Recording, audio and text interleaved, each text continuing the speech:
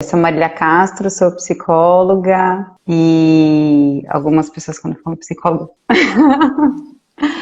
mas uma psicóloga que ri, que traz um pouco humor e também o acolhimento para o processo terapêutico e que tem ao longo da minha jornada eu fui entendendo que o caminho com mulheres, por ser mulher e por me ver na minha jornada enredada e apaixonada por essas conexões com o feminino, com ser mulher né, e também inquietada com muitas questões, como essa né, que você trouxe hoje, que a gente pensou, né, acordou, acho que foi o tema que...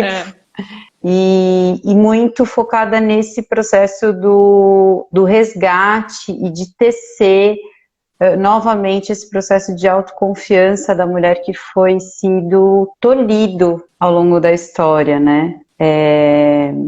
Então eu sinto que é esse o meu caminho, a partir da psicologia, mas olhar e ressignificar essa relação da mulher consigo mesma, esse reencontro em busca de um processo de resgatar essa autoconfiança e que interfere fortemente na nossa presença no mundo, né? Com certeza, com certeza.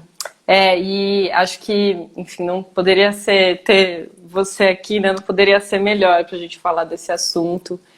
Bom, eu sou prova viva, né, do quanto a Má e o trabalho da Má é importantíssimo. Enfim, a gente teve uma caminhada juntas aí, né, terapêutica, que foi muito significativo na minha vida. Enfim, sou eternamente grata, né, por tudo que a gente caminhou juntas e de poder agora sermos colegas, amigas e estar aqui debatendo temas que são tão importantes e que são tão, né, fazem tão parte da nossa vida e às vezes a gente passa batido e precisa falar, precisa esmiuçar melhor, precisa entender o que acontece com a gente, como a gente se sente em relação a tudo isso que acontece com a gente. Às vezes a gente nem se dá conta, né, nem percebe de fato o que está acontecendo e o porquê que a gente se sente muitas vezes de determinada maneira, ou cria, né, a partir disso sintomas que a gente nem sabe de onde vem, por que vem. Então, cada vez mais a gente precisa realmente estar atenta, né, à forma como a gente vive a nossa vida,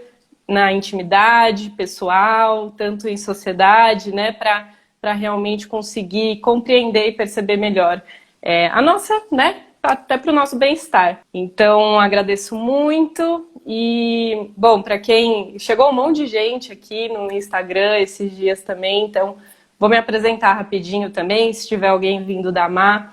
Eu sou a Pamela, eu sou publicitária de formação, mas ultimamente eu não gosto de trazer esse rótulo, até porque eu me descobri tantas em uma só, que falar que eu sou publicitária seria uma grande mentira, né? Eu estou estudando psicanálise, eu desenho desde criança e pela primeira vez eu estou me permitindo, né, desde o ano passado, a viver da minha arte. Eu sempre usava isso, né, brincando, falando que eu ia largar tudo e viver da minha arte, e hoje eu estou, de fato, vivendo isso no ato, né? Não é numa brincadeira, não é no xixizinho, é no ato real. Eu trouxe realmente isso para minha vida e estou me descobrindo em todas as minhas versões, das melhores e das piores também. E eu combinei com a Amada a gente falar hoje sobre uma questão que eu acho que acomete a todas nós, né? Que é essa exaustão que a mulher sente, né? E eu falo que é da mulher porque é estatístico, né? Essa sobrecarga que a gente tem mental e física, mas principalmente mental, emocional, ela é muito forte, ela é muito real e ela está muito presente, ainda mais nesse momento agora de pandemia, né?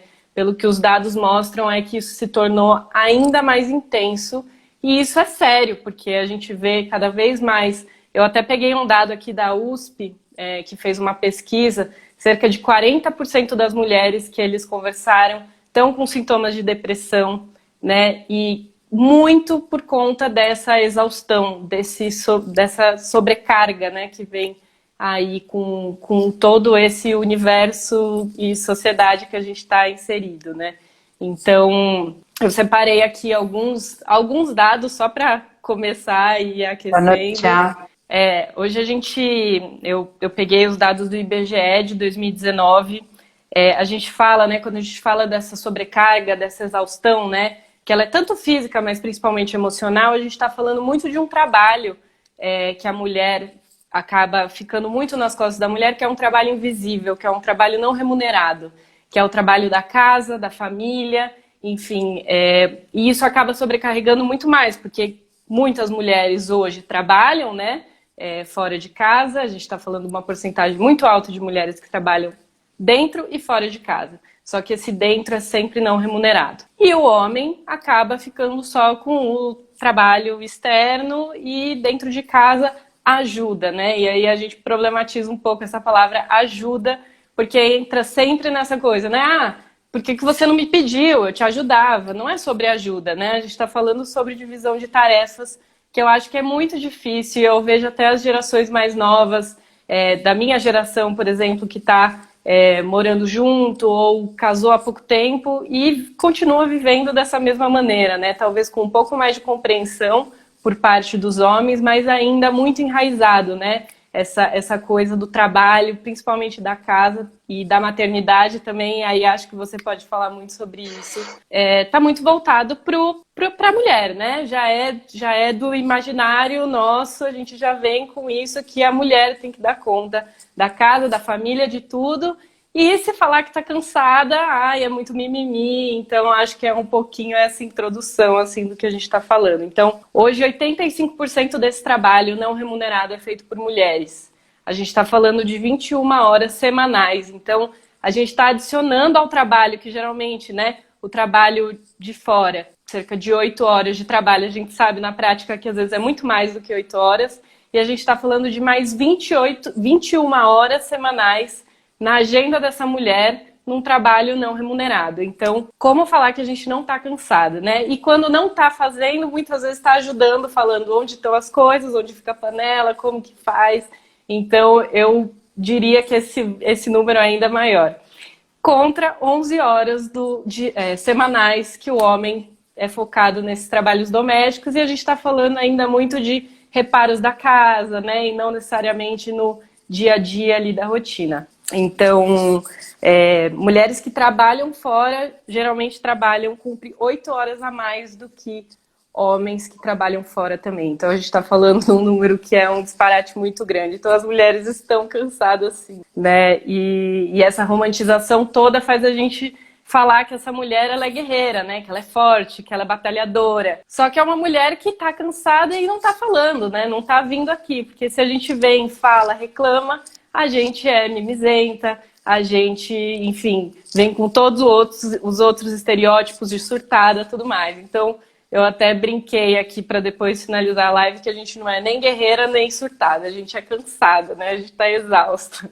E queria ouvir um pouquinho de você, Má. Eu achei até interessante aqui, eu acho que duas coisas que me saltam à escuta quando você vai trazendo esses dados, que eu acho muito importante, essa ideia da ajuda, né, que é tão forte no cotidiano, do homem ajudar, do pai ajudar, e que é muito a questão do uso da palavra, porque a ajuda, ela não tem comprometimento, não tá ali, a ajuda é um favor, então se der eu faço, se não der eu não faço, que é muito diferente do compromisso. É curioso que essa foi uma conversa de estrada no sábado, entre eu e o meu marido, que a gente estava exatamente falando sobre isso, né, o quanto quando um homem, as pessoas veem que ele é pai,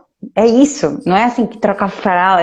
As pessoas falam, nossa, ele troca fralda, nossa, ele leva na escola, nossa, ele dá comida, aquilo é exaltado, né? Que incrível, né? Nossa, que sorte que você tem de ter um marido assim, né?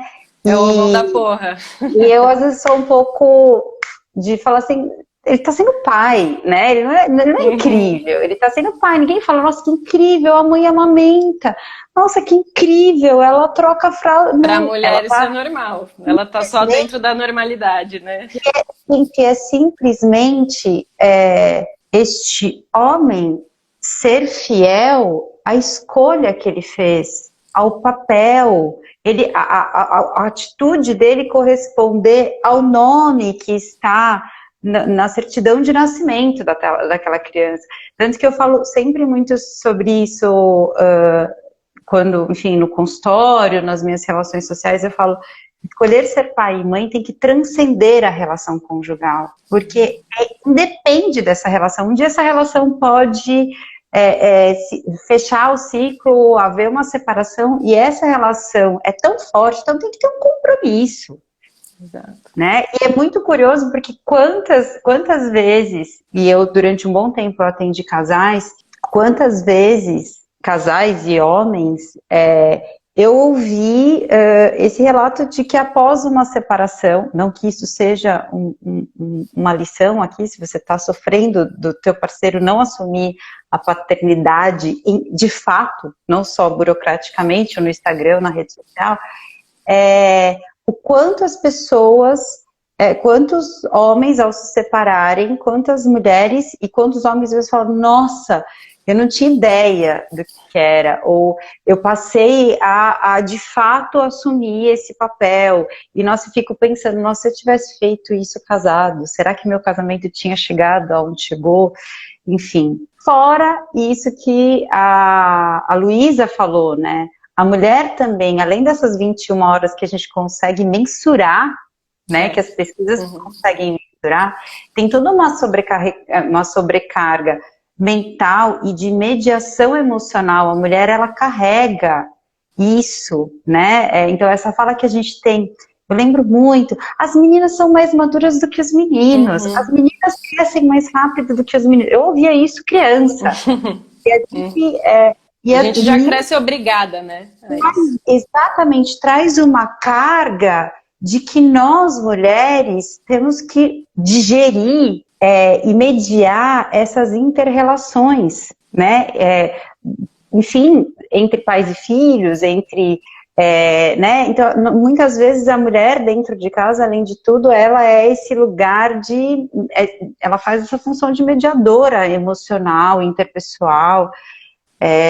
Então, é uma coisa muito forte. E no consultório, muitas vezes, as mulheres chegam com sintomas de depressão, de ansiedade, de insônia, ou às vezes com outros, né, traços de exaustão, como, por exemplo, dificuldade de concentração, perda de memória, e dificilmente elas chegam com a queixa de que eu estou exausta, estou sobrecarregada. Normalmente ela chega com uma queixa de falha.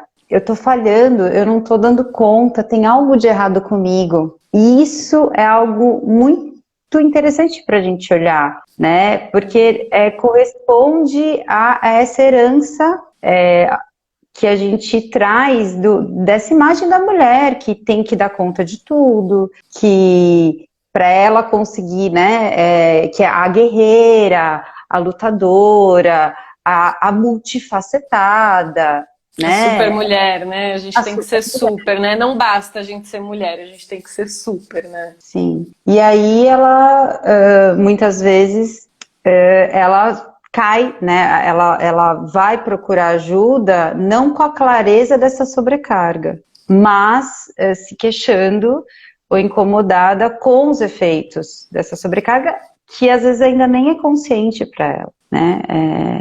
Somos uma sociedade que a gente não tolera a TPM. E o que é a TPM? É um momento de tempo para mim. Uma mulher muito sábia, aí que eu não sei quem é neste Brasil ou aqui em Portugal, eu acho que acredito que deve ser no Brasil, descobriu que, né, ressignificou o termo TPM, e é tempo para mim, porque é um momento que o que é a TPM? É um momento que o corpo grita, ele precisa se guardar energia, né? E a nossa sociedade acha um absurdo, e a gente como fruto dessa sociedade, a gente não permite, né, desacelerar, cuidar, se nutrir. Então é muito forte, é algo que está aí gritando mesmo, socialmente, individualmente, não deixando de reconhecer que essa sobrecarga da mulher, ela precisa ser olhada em várias instâncias. Aqui a gente está olhando na instância do autoconhecimento, mas ela também precisa ser olhada na instância, por exemplo, por que só mulheres tiram licença maternidade, sendo que em outros lugares do mundo isso é compartilhado, isso pode ser escolhido. Tem outras instâncias, né, sociais, na questão do direito, mas aqui, né, o que nos cabe aqui nessa conversa é esse processo do autoconhecimento e das relações. Exato. Até porque é muito curioso isso, né? De você ter essa vivência no consultório, de ver que isso não vem como uma queixa, né? Muitas vezes isso vem como uma culpa. E a culpa é extremamente perigosa, né? Porque você já se responsabiliza por aquilo, né? No natural. Porque a gente já nasce nessa estrutura em que a gente é responsabilizada desde novo, né? Então, toda menina tinha que ajudar a mãe a arrumar a casa, a lavar a louça, tal. Muitas vezes convivia com irmãos que não precisavam, né, fazer isso. Então, os homens sempre são poupados desse trabalho, desde criança. Então, a gente cresce aprendendo isso. Então, a gente já se responsabiliza. E a hora que a gente se culpa por não dar conta de fazer tudo isso, a gente está se responsabilizando mais uma vez, né? E entendendo que isso é só nosso, está só nas nossas mãos.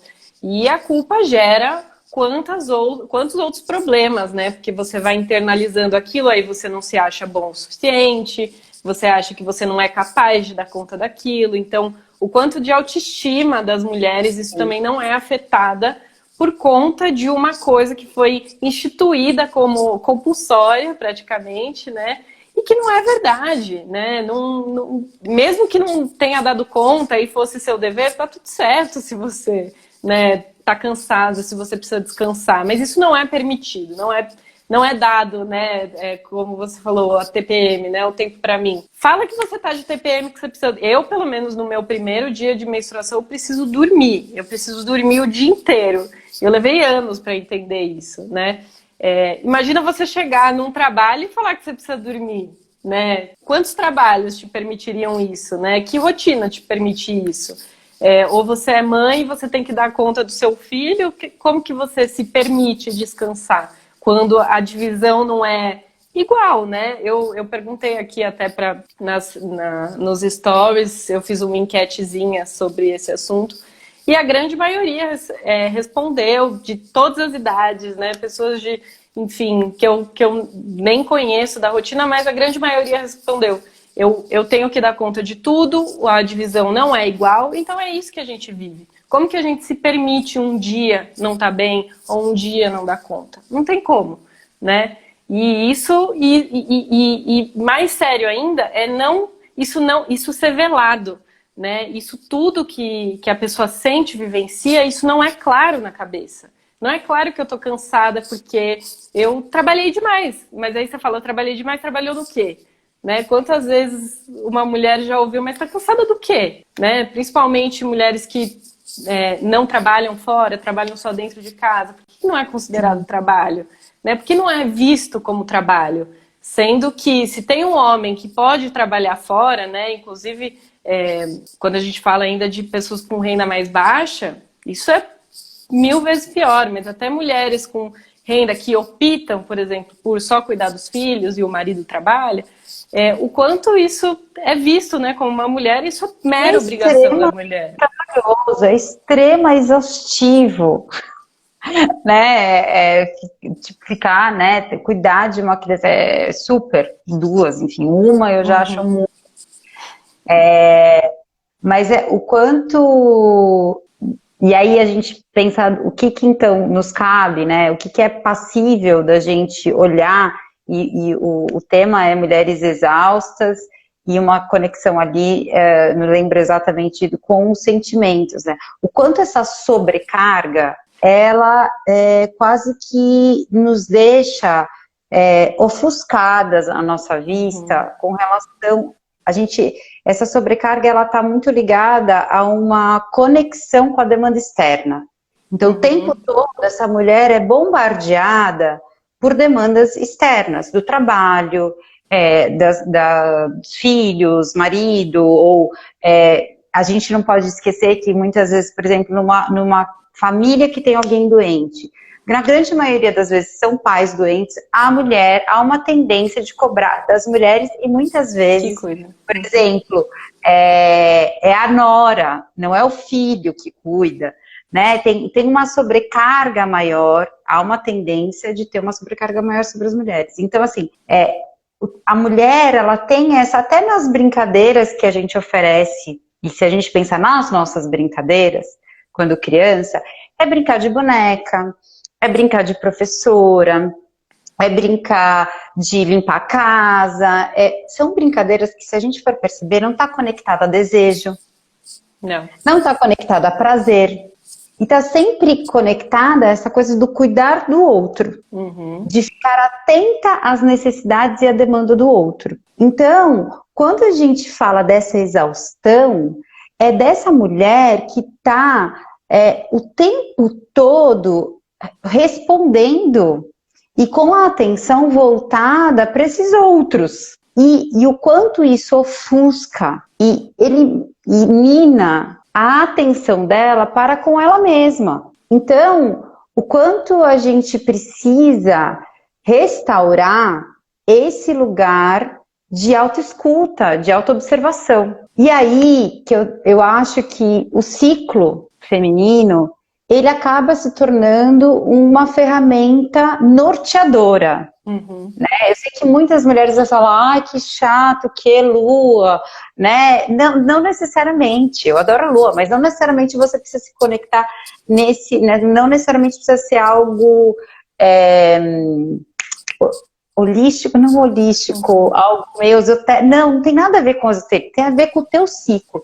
O teu corpo te mostra que você não tem como ser sempre igual. E esse é o problema, a gente se olha a partir de uma perspectiva, de um paradigma vetorizado, chapado.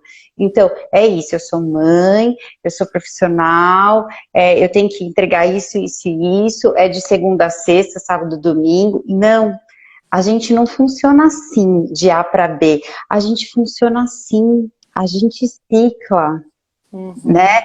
E aí a gente fica tentando achatar esse olhar e a gente sofre, a gente reprime. E se a gente for olhar, quando a gente mais se conecta com o nosso ciclo, a gente vê que a gente tem momentos de muita energia e de muita produtividade e de muita, em que a gente exala e a gente consegue de fato se conectar com as pessoas, e para a gente ter essa energia, a gente depois precisa ter esse momento de recolhimento, né? Então, o quanto esse resgate que tem sido mais recente da questão da sabedoria do ciclo feminino, eu acho que vem através dessa demanda da exaustão, desses sintomas todos que a gente vem trazendo dessa exaustão.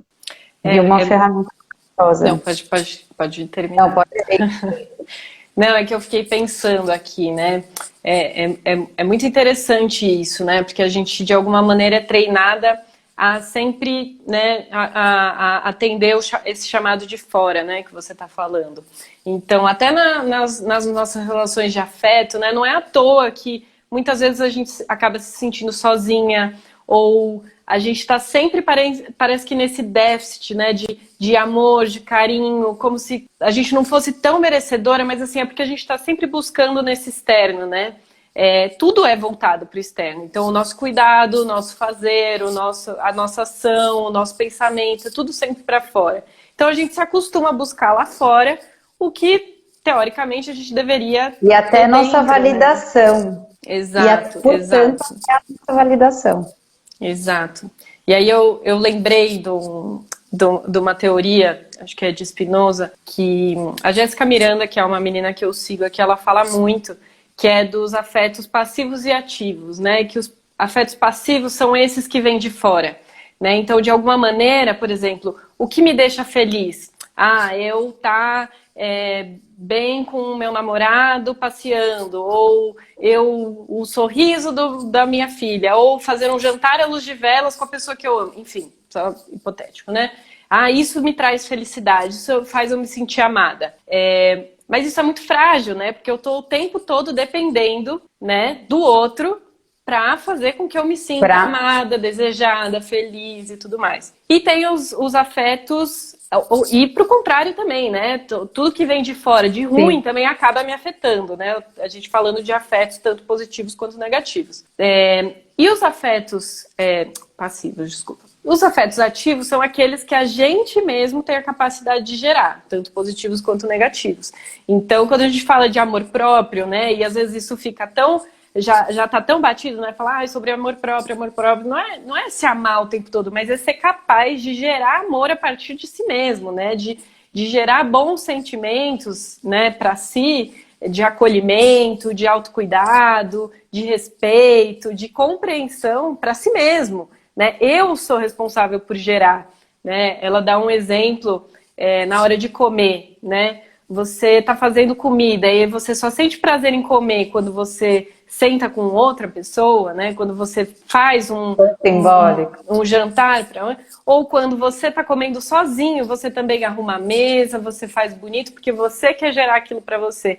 Então, não é ensinado isso, né? Acho que tanto para homens quanto para mulheres, né? Isso, o afeto é sempre voltado, mas principalmente para a mulher, né? Por estar nesse lugar de sempre olhar para o outro, focar no outro. E aí você comentou dos ciclos, e por experiência própria, eu também, né, passei a me atentar mais a isso, e o quanto o nosso próprio corpo, ele é esse chamado que você falou, né? Esse chamado de olhar para dentro. Então, quando a gente passa a prestar mais atenção na gente, passa a se entender melhor, ou a se interessar mais por nós mesmos, né? O quanto que a gente gera de afeto pra gente, o quanto que a gente, né, quando a gente fala de aceitação, empoderamento, tudo mais está voltado pra gente. E o ciclo, de alguma maneira, é esse chamado, né? O nosso corpo, ele passa por momentos em que te faz mais atenta, ou traz essa questão da fertilidade, te coloca em ação, em inspiração, mas isso é uma autopercepção, né? Se você não está atenta para isso, isso passa batido. Ou então, durante a menstruação, que você fica mais quietinha, mais interiorizada, também é um chamado para você olhar as suas sensações, né? Às vezes falam que a mulher fica muito paranoica, né? As emoções estão ali a mil, a mulher enlouquece, né? Quando está no TPM. Não é que enlouquece, é que tudo vem à tona e aquilo está dizendo alguma coisa.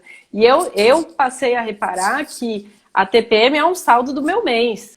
O que eu sinto e a intensidade das coisas que eu sinto estão muito ligadas ao mês que eu tive. Então, se eu tive um mês que eu fiquei muito cansada, que eu trabalhei demais, que eu tive muitos problemas, a minha TPM vai ser horrorosa, horrorosa. E assim, é isso. Eu preciso lidar com toda aquela informação que estava passando batido, até porque eu estava cansada demais, trabalhando demais, para perceber tudo isso, né?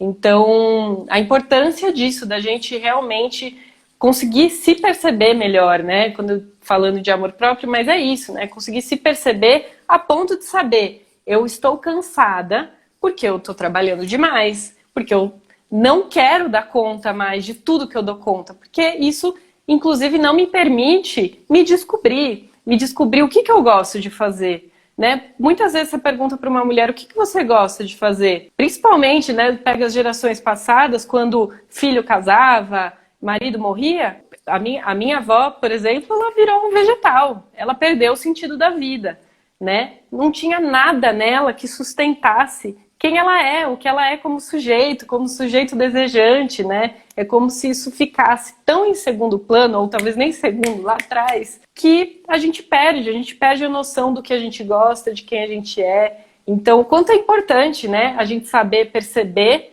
para perceber, inclusive, o que a gente está sentindo que não nos agrada, para também perceber o que agrada a gente, né? Porque se a gente não tiver desejo, se a gente não tiver vontade, como que a gente vai viver uma outra vida, né? Ou uma vida que agrade mais a gente? Sim. E a gente ouve muito na fala, né, de nós mulheres, às vezes o tanto faz, qualquer coisa. O que você quer comer? Qualquer coisa, tudo bem. Tanto faz. Porque, e às vezes não é porque... Às vezes essa mulher ela não teve nem a pausa para ela poder investigar o que ela deseja, o que apetece, o que atrai, né? E esse é um exercício que eu convido as mulheres a fazerem, né, nos processos, assim. Começa a se perceber o que te dá prazer, né? E aí a gente aqui está falando não só da questão, você falou assim, os homens, será que, até a gente você levantou aqui um pouquinho antes, será que também os homens também têm dificuldade de fazer essas coisas para eles mesmos, né? Por exemplo, montar uma mesa para ele sentar sozinho e ser uma coisa prazerosa? Pode até ter, claro, a gente, né, sempre tem, mas, por exemplo, as mulheres é tão forte isso, desse prazer que depende do outro, que, por exemplo, os homens se masturbam muito mais do que as mulheres, por uma repressão social, né? Culturalmente na educação, um menino se masturbar, se uma mãe ou um pai vê um menino se masturbar, olha, você tem que ir fazer no banheiro e tal, não sei o quê. Mas vem uma menina se masturbando, aquilo é horrível, e aí eles tentam evitar ou reprimem, né? E culturalmente isso é negligenciado, né? A menina tem que ali por ela, né? Descobrir o que é muito complicado. Então, por exemplo, a gente vê, inclusive, há lugares no mundo que é proibido, hoje, 2021, é proibido entrar vibradores. Que absurdo. 2020. Que absurdo. E o que é? E aí aqui seria simbolicamente, né, essa mulher, ela ser um canal do seu próprio prazer. E mais do que isso, ela se conhecer. Até para que ela possa também partilhar nas relações de parceria afetiva sexuais dela essa troca, dizer o que ela gosta, o que ela não gosta, o que incomoda, o que não incomoda. E se ela não tem essa intimidade, esse encontro com o próprio prazer e com os próprios desconfortos, ela não vai saber comunicar isso nas relações dela. E aí não vão ter limites, porque é isso, como que eu vou ter limites nas minhas relações se eu não sei qual que é o meu limite, se eu não sei, se eu não consigo dialogar com o meu desconforto. E por isso que a TPM vem com um nível de irritabilidade, porque é o momento em que esses limites, é um momento de convite para a morte, né, simbolicamente. Então, a TPM é esse momento em que esse limite, ele grita. Porque assim, o que você quer deixar morrer nesse ciclo? Que parte de você, do teu contexto, você quer deixar morrer? Tá disfuncional. E aí, se a gente está se negligenciando, se a gente está tendo relações abusivas, e aí abusivas, amorosas, com o trabalho, né, nas nossas relações interpessoais, seja ela qual for, né? Oi, Tati.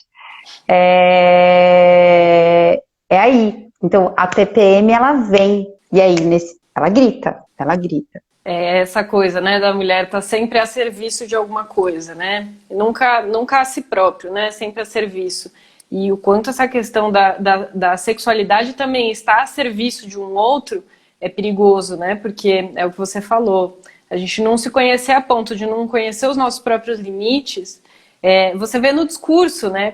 Quantas mulheres são abusadas sexualmente e elas não entenderam que foram abusadas sexualmente. E que muitas vezes isso fica tão nebuloso na cabeça, né? De saber, mas foi, não foi, me fez mal, me senti mal, né? Mas não sei ao certo o que foi aquilo. E só depois, quando vê relatos de outras mulheres, né? Ou vê situações acontecendo parecidas e vão se dando conta de que algo errado aconteceu. Né? Muitas vezes nem consegue, né, dizer, porque sempre tem aquela, mas não sei, eu também, né? Sempre tem esse mais levando que de alguma forma eu estava a serviço daquilo, né? Então, assim, o quanto isso é sério, o quanto isso é perigoso, né? Está sempre, né, nesse lugar de servidão mesmo, né? De se colocar sempre à disposição do outro, inclusive quando é hora de te anular, de te aniquilar, né? A gente vê por que homens matam mulheres, né? Muito mais, né? Por que as taxas de feminicídio são tão altas? Por que o número de abusos são tão altos, né? Porque isso é autorizado de alguma maneira. E é autorizado desde essas, né, todas essas pequenas coisas, né, que não são pequenas, mas que são pontuais na sociedade, todas elas colaboram para isso, para esse entendimento. né? Eu já vi até em grupos de amigo, quantos comentários, quantas atitudes já, né, de homens foram tomadas e eles nem se deram conta de que aquilo de alguma maneira é um abuso, embebedar uma menina para a menina ficar mais fácil, né? O que é ser fácil, inclusive, né? Mas tá à disposição, tá ali a serviço do desejo desse outro que nunca é o da mulher, né? É sempre apagado, enfim, o quanto... E até mais simples, assim, né? Mais simples que eu digo assim, mais cotidianas. E eu acho importante a gente voltar, né? Ter essa atenção, porque quando a gente fala do feminicídio, do abuso sexual, as pessoas, mas não comigo, né? Porque vai para um lugar do ilegal, do crime. Então as pessoas... Mas, eu nunca vou esquecer em situações em que eu estava em um momento de ápice profissional, uma mulher, né, que estava ali em momentos de que as pessoas olhavam e falavam, nossa, que incrível, e eu virava e falava assim, vou terminar, eu não quero mais, eu vou fechar esse trabalho, ou vou me desvincular dessa instituição, dessa empresa, e todas essas vezes, eu fui questionada, como assim? Nossa, mas que absurdo! Mas como assim você vai abrir mão, né? Como quase que, nossa, né? Como se eu tivesse que ficar presa àquilo, entende? É como se eu não te vejo, né? Sem isso, ou sem essa repercussão, ou sem... Meu Deus do céu, né? Quando eu vim para Portugal, como assim você vai deixar um consultório com X pessoas? Porque nem todos vão para online, e até não se configurava todos os clientes para online. E o que em nenhum momento era o que você quer? E eu vou te dizer, eu com terapia, né, com o meu processo pessoal, eu titubeava internamente, mesmo confiando, mesmo quando eu comunicava isso, eu já tinha toda uma clareza e um processo de autodescoberta para chegar na decisão das transições que eu fiz. Mas o quanto esse olhar se você perder esse trabalho, será que você... E o que você quer? Em nenhum momento, para que você está indo? O que te move? O que te deseja? Então, nós mulheres, até mesmo com relação ao trabalho, até pela história da mulher, a gente tem até esse compromisso de ser independente, de manter o nosso lugar no mercado de trabalho. Isso também se torna um aprisionamento e um grande combustível para essa exaustão. A partir do momento que a gente, de novo, passa a responder para uma expectativa, né, externa, e se a gente fecha os ouvidos ou fecha a atenção, bloqueia a atenção para o que eu desejo? O que isso significa para mim, né? Esse processo de autopercepção. Então, é muito forte, é muito forte. Eu, por exemplo, sou uma pessoa que eu, desde pequena, enquanto nas minhas brincadeiras, eu sempre fui movida muito para a independência. Eu sempre gostei muito de me imaginar trabalhando. Então, em alguns momentos, eu me vi seduzida de meu caminho, meu coração me levar para um lugar, meu propósito, meus valores me levarem para um lugar, mas ali, nossa, esse lugar parece me garantir essa independência, né, esse sucesso, né, essa ideia de sucesso. E muitas vezes eu tive que trabalhar isso dentro de mim, porque eu tinha esse ideal da mulher independente, né? Um dos dias mais felizes do meu pai era o dia que eu me formei na faculdade, e aquilo, assim, ao mesmo tempo, puta, que legal, meu pai queria que eu, ao mesmo tempo isso traz um peso, né? Nossa, eu tenho que corresponder a essa expectativa que me foi posta. Então, o quanto na nossa dinâmica interna de mulheres, mesmo quando somos incentivadas a ser independentes, a fazermos escolhas, ainda essa questão da culpa, da necessidade de se justificar, e de não nos guiar pelo nosso desejo simplesmente, né? Simplesmente que eu digo, ouvir os nossos, não quer dizer que a gente sempre tem que responder ao nosso desejo, mas a gente pelo menos poder ouvir, reconhecer eles e fazer uma escolha diante deles. Porque assim, sem escolha eu não estou refém, eu não estou submissa a essa condição. E nós mulheres que estamos a trabalhar essa questão de ser mulher, a gente pode muito sair dessa questão dos estereótipos do patriarcado e cair em outros estereótipos que alguns movimentos vão, né, de que então, olha, então assim, para você ser uma mulher livre, você precisa então não se depilar, ou você tem que vestir tal roupa, né? Eu sou uma pessoa que eu não me encaixo. Eu lembro, eu tinha um incômodo quando eu ia nas rodas de mulheres, tipo, meio todo mundo meio hippie, assim, né? E eu falava, cara, eu me sentia meio inadequada, sabe? Ou então, enfim, eu tinha umas crises. Então, quanto não é o comportamento, então não é passar o batom, ou não pôr a roupa, me arrumar ou não, mas a intenção, para quem? Ou para que eu tô fazendo? E é a partir daí que a gente, esse desejo, talvez, que nós, meninas, enquanto meninas, crianças, tínhamos da independência, e que talvez a nossa mente distorceu isso para um estereótipo de sucesso, mas eu sinto, né, pelo menos para mim, assim, eu ressignifiquei. Eu ainda tenho essa sede de independência, tanto que eu fui para um caminho muito autônomo, né, do consultório e mesmo de trabalhos em grupo autônomo. Teve épocas que eu tive vinculada a uma instituição e depois porque eu tenho essa necessidade da liberdade de me mover no meu trabalho. E ressignifiquei essa ideia de independência, né, que às vezes.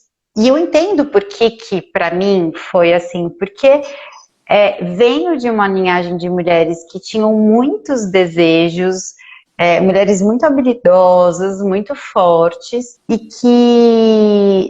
mas mulheres que não tiveram uma carreira. E, né, nas minhas mãe e avós, então assim, eu entendo, eu enquanto essa primeira geração de mulheres que constrói uma carreira, isso tem um significado, tem uma realização ancestral e tem uma realização pessoal, mas o quanto também teve um momento de eu ir para além dessa realização enquanto descendente, né, que é essa autonomia, essa liberdade e essa independência que vai para além dessa questão de uma carreira, de construir uma carreira, enfim. O quanto estar presa e corresponder é uma linha não de comportamentos, mas sim de intenções, sabe? Não quer dizer que até alguém vira e fala assim, eu tento, no começo da live, eu tento me apegar menos na casa, mas eu não consigo. Não é assim uma mulher que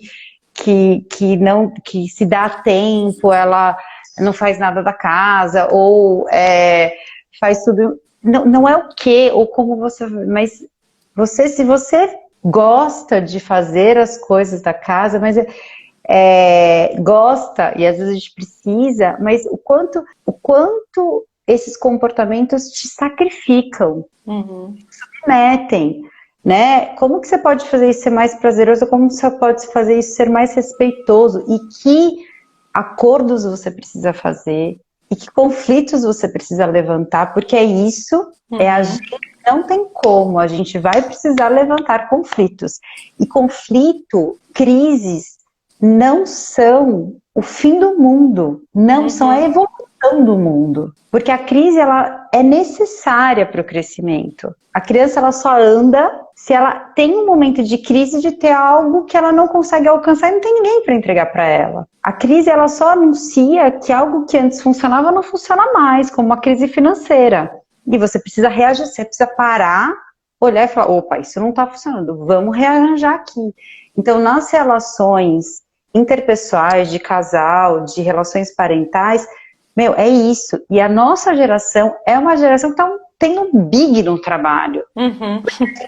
visiona já esse novo jeito de se relacionar, mas a gente ainda não tem inspiração, a gente não tem referencial. Então a gente está bem no meio da correnteza. Até porque, né, cada passo que a gente dá, né, como que a gente sustenta isso, né? Porque acho que o desafio é esse, né? A gente está falando do nosso desejo, né? Como que a gente sustenta, sendo que a gente pode ter isso invalidado o tempo todo, né? Me pegou muito a sua pergunta do eu sou bonita, né? De alguma maneira você estava sentindo, né? Até para ter o ímpeto, né, de perguntar ali. Mas se você ouvisse uma negativa, aquilo ia aniquilar tudo que você estava sentindo. E muito provavelmente você já estava se sentindo bonita, né? Então, assim, o quanto que a gente sustenta esse desejo e convoca o outro, né, para esse conflito, que é o que você disse, né?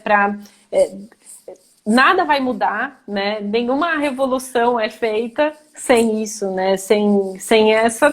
Que é uma ação, né? Tem que ter um ato ali, uma convocação, uma forma de chamar o outro para a responsabilidade, né? A gente está falando, né, ao longo da live inteira, o quanto as mulheres são o tempo todo responsabilizadas, né? E como que a gente convoca o outro a se responsabilizar também, né? Daquilo. Então a gente está falando de casais, de casa, e é extremamente desafiador, né? Porque você tem que bancar, né? Você tem que correr esse risco, né? E quantas vezes a gente deixa de correr o risco por medo, por insegurança, né? A ponto de uma crise, né? Que poderia levar a mais ao teu bem-estar. Como que isso pode ser tão frágil a ponto de um medo de acabar um relacionamento, por exemplo, né? Se um relacionamento ele não sustenta uma crise como essa, por exemplo, que seria para um bem-estar, inclusive mútuo, né? Vai causar um desconforto, é lógico, no começo, mas é justamente para conseguir um equilíbrio maior, né? Porque eu vejo muito, né? Até lendo algumas coisas que eu vi, porque a mulher carrega principalmente a mulher casada, né? Carrega isso, tipo, vai casar, a mulher é chata, a mulher é mandona, a mulher... Quando, na verdade, né, é tudo que a gente está falando aqui. É um conflito que acontece muito interno, mas nunca é levado para o externo, né? Nunca é levado para o outro como uma forma de resolução. Porque eu não vejo forma de solucionar sem chamar a outra parte, né? Sem convocar. Porque você pode... Sim. Para chamar o outro e você ter uma comunicação eficaz, né? Você primeiro precisa ter esse momento de autoanálise e de olhar, o que me incomoda, o que eu sinto que é meu, quais são meus sentimentos, quais são os meus pensamentos sobre essa questão, como que eu sinto isso no meu corpo, eu tô exausta, eu tô tensa, eu tô com vontade de esganar, né? E aí, uma comunicação, quando eu chamo outro, eu tô falando em primeira pessoa. Eu não aguento mais isso. Uhum. Eu tô cansada. Eu preciso de... e às vezes assim, eu preciso de meia hora em silêncio. Hoje eu fiz isso. Eu preciso de meia hora. Eu vou no quarto, dar uma deitada na hora do almoço, fiz isso. E ter esse momento de você poder falar pro outro em primeira pessoa. Uma coisa que a gente, às vezes, quando a gente fala em conversar com o outro, é a gente falar sobre o outro. Porque você me fez aquilo, porque um caminho, só que quando você faz isso, o outro vem com as defesas, com as justificativas, né, ou às vezes com autoritarismo. Então, o que de fato você consegue acessar é o que acontece com você. Como aquele fato, aquela situação chegou em você, o que causou de sentimentos, de emoções, de pensamentos, né, no teu corpo, então, né, sensorialmente. Então, assim, o que é, né, é essa primeira pessoa que você vai trazer uma conversa. E uma coisa muito importante, a gente teme o conflito nas relações amorosas, né, seja relações de amizade, seja qualquer que tenha um afeto, um amor. Porque a nossa primeira relação de amor é uma relação que está associada à sobrevivência, que é a relação com os nossos pais. Então, trazer conflito para essa primeira experiência de amor, que era com os nossos pais, era ameaçar a nossa sobrevivência e segurança. Por isso que a gente fica replicando isso, a gente teme o conflito. A gente fica usando 1000 defesas, para o conflito não vir à tona. E conflito não é brigar. Conflito é considerar que há duas percepções sobre o mesmo fato, sobre o mesmo objeto. Isso é bancar o conflito. É o bancar que o outro é outro. Uhum. Há uma diferença ali, vão haver diferenças. E tudo bem quer dizer, isso não leva a um rompimento necessariamente. Então, de fato, a gente precisa trazer isso para as relações, porém, primeiro a gente precisa trazer para as relações em primeira pessoa, numa narrativa em primeira pessoa, porque é o que eu tenho acesso. E é aí que o outro, a partir do momento que eu falo sobre mim, sem acusar, eu abro um pouco de espaço para o outro falar, opa, como que eu sinto? E eu poder perguntar, e aí, como que você sentiu? Essa mesma cena, essa mesma situação, como que você sentiu? E isso é algo muito importante, principalmente quando a gente fala de relações heterossexuais, na educação, os meninos, eles têm menos estímulos para lidar com a questão da inteligência emocional, com as emoções deles. Então, quando eles se tornam homens, eles têm mais dificuldade de falar sobre as próprias emoções. Sim. Então, eu não vou ficar digerindo. E aí a gente entra na porque eu sei o que ele está pensando. Eu nem vou falar nada, porque eu já sei que ele vai responder assim, assim, assim. Aí a gente fica digerindo. A gente fica fazendo a função de tradutora. Não. Coloque a tua voz na relação e passa o microfone para ele. Como dizem como os índios fazem, passa o bastão. Agora é a tua vez, o bastão está com você. Em primeira pessoa. E é um exercício isso de primeira pessoa. E muitas vezes não conversar. Por exemplo, eu na minha relação de jeito nenhum a gente conversar na hora da briga. Assim, muitas vezes a gente tem um momento do né, do atrito.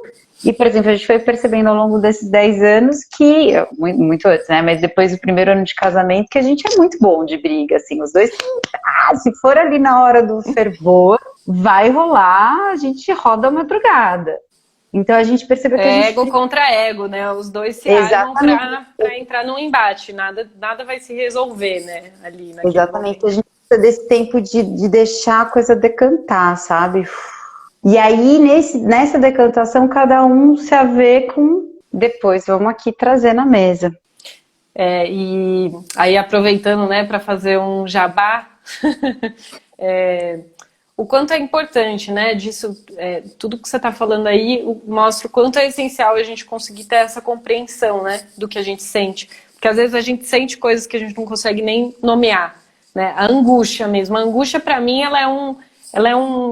ela tem tantas possibilidades dentro da angústia, né? O que você sente na angústia, é tudo angústia, mas que angústia é essa? De onde vem? Por que eu tô sentindo? Como que eu tô sentindo? Né? E a importância, às vezes, é tão difícil fazer isso sozinho, né? E aí eu sempre bato muito na tecla da importância de fazer terapia, né? Seja ela qual for. Mas, assim, de conseguir aprender a perceber, nomear, né?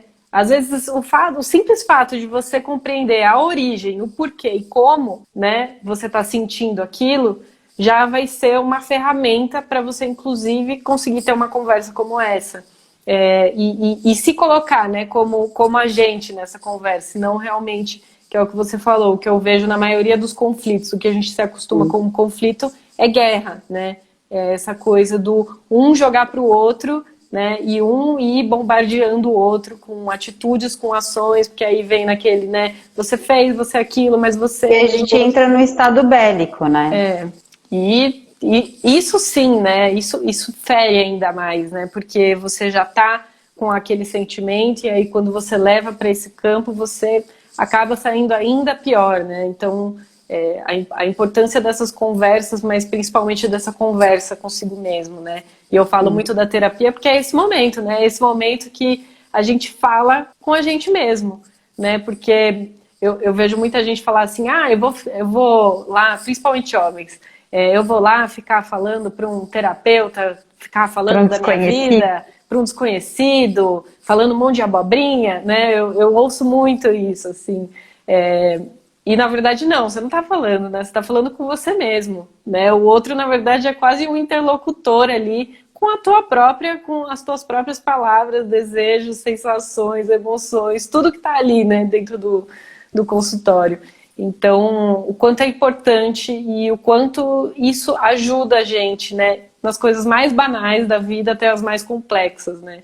E quando a gente fala de mulheres, né, que não tem esse lugar, né, acho que dos homens muito com esse caminho importante da terapia como um lugar de desenvolver essa inteligência emocional, de aprender a falar de si, nomear sentimentos, emoções, sensações. Para nós mulheres, sim, também a gente tem acesso a ferramentas importantes desse processo de autopercepção e principalmente como uma ferramenta da gente resgatar, recolher essa atenção, essa escuta que está sempre para fora, para o outro, para nós. Então, assim, voltar, reencontrar nós mesmas e o quanto esse reencontro com nós mesmas tece uma relação de mais confiança, porque eu só confio naquilo que eu conheço, que eu me aproximo. Quem é uma amiga que a gente confia?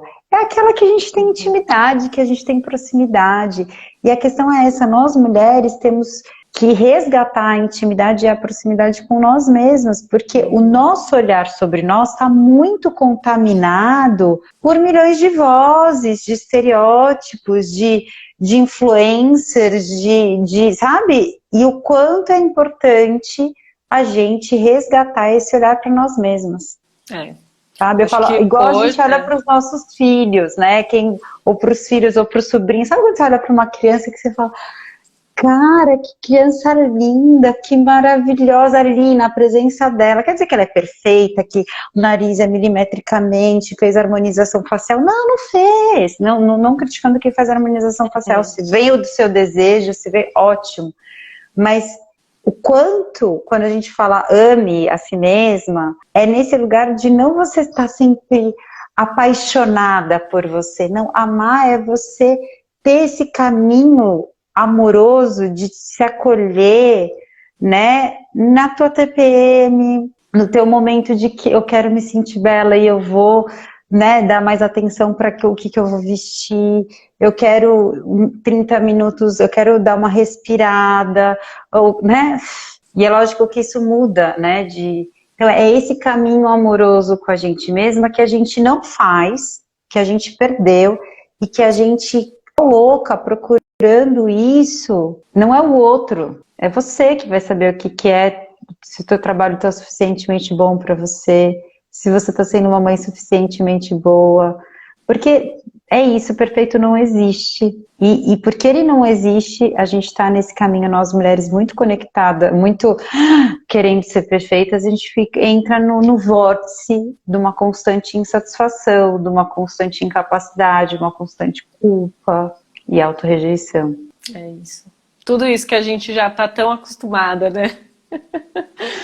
Ai, Má, muito obrigada.